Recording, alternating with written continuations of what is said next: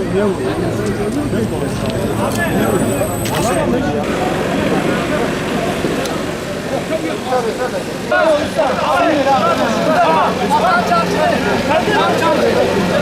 bir çıkın hele ya. Bir çıkın bakın. Abi çıkın. Gereksiz işler.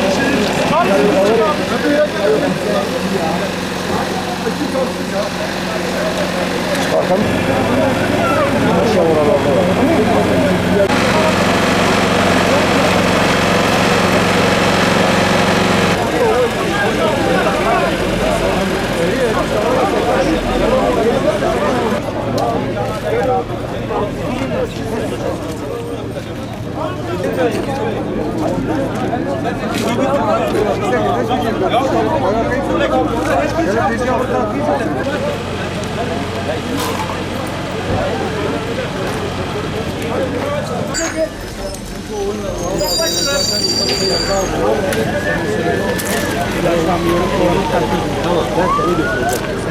Abi.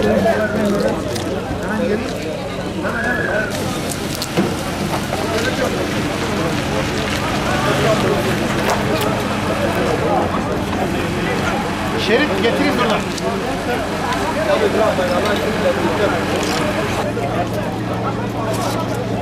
Çavuşum. Çavuşum.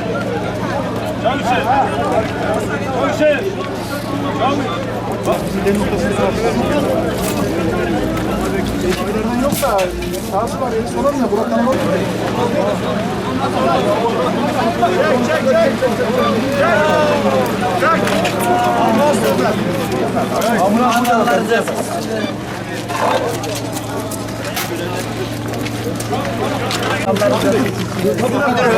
Pistir sana dur acele. Yok.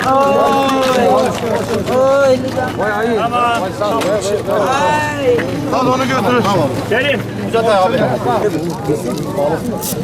Sağ ol ben görüş geldim. Telefon al sen.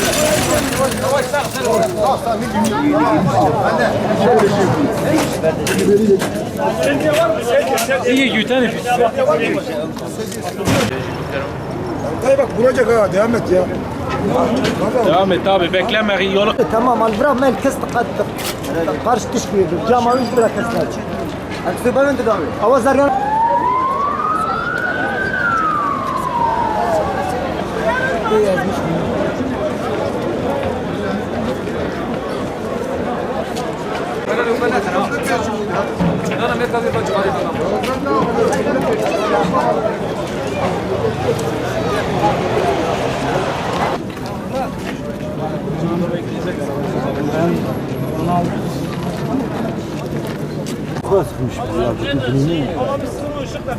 onlar olay yeri alacak.